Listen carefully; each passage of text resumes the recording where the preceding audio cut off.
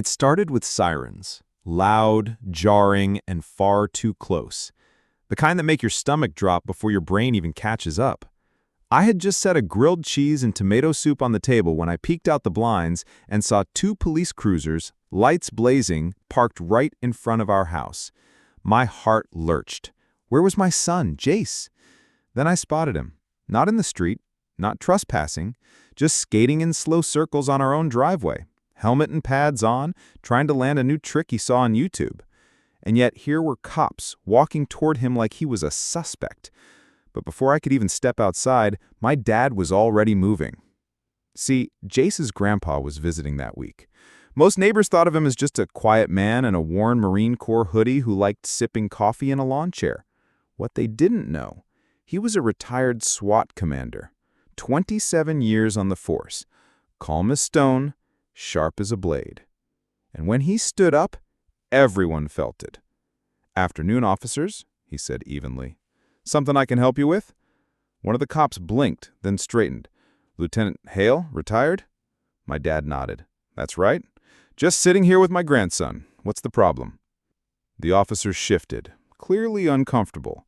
"We got a call for property damage, unsafe behavior, juvenile disturbance." And right on cue, she appeared. Linda Karen Halbrook, HOA tyrant, clipboard in one hand, HOA binder in the other, storming down the sidewalk like she was leading a raid. "There!" she screeched, pointing at my 14-year-old. "That's the one! He's been tearing up the street, terrorizing my cat, chipping the sidewalk. I want him gone!" Jace froze, shoulders hunched, bored at his feet. I walked over, resting a hand on his shoulder. "You're fine, buddy. Just breathe." But Karen wasn't done. She jabbed her folder at the officers. "Noise restrictions, safety clauses, community standards. It's all here. He's violating policy." The cops didn't take her paperwork. They glanced at my dad. And that's when everything shifted. My dad's voice stayed calm, but his eyes sharpened. "What you're looking at is a boy skateboarding on his family's driveway, fully supervised, no damage, no threat, no crime." Karen sputtered. "Are you accusing me of—" "Yes," he cut in flatly. "You're weaponizing rules against a child.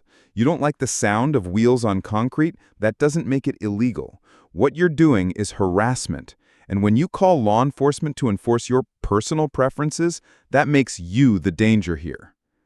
The entire street had gone quiet. Neighbors peeked from porches. Some walked closer. The younger officer finally cleared his throat. "Ma'am, there's no violation here. The boy is on private property, under supervision, no damages visible. Case closed." Karen's face went red. She stammered something about HOA rules, then realized the crowd was watching. She turned on her heel and stormed back into her house, slamming the door hard enough to rattle her shutters. The officers gave a small nod to my dad. "Apologies for the inconvenience, sir." Then they drove off. And the second their cruisers cleared the street, the neighbors clapped. Actual applause. Mrs. Landry even brought my dad a fresh coffee. Jace looked up at him, wide-eyed. "Grandpa, that was awesome!" My dad just ruffled his hair and said, "It's easy to look tough when you're right and calm. Remember that." Word spread fast. By Sunday morning, the whole neighborhood knew. Karen tried to get a kid arrested for skateboarding and got dismantled by a retired SWAT commander sitting in a lawn chair. Something changed after that. Parents let their kids play outside more. Some even bought skateboards. Saturday mornings turned into mini skate sessions in our driveway, with Jace teaching the younger kids. And my dad, every weekend, sat in the same chair, sipping coffee, smiling quietly, watching kids play in a street that finally felt free again. Because strength isn't about shouting. Sometimes it looks like calm authority. Sometimes it looks like protecting a kid with nothing more than the truth.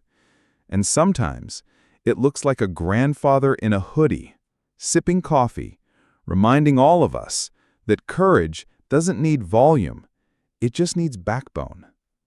So, tell me, if someone like Karen tried to use the cops against your kid, how would you handle it? Calm like my dad, or would you have snapped? Drop your answer in the comments, and don't forget to subscribe for more HOA stories where everyday people stand up to power.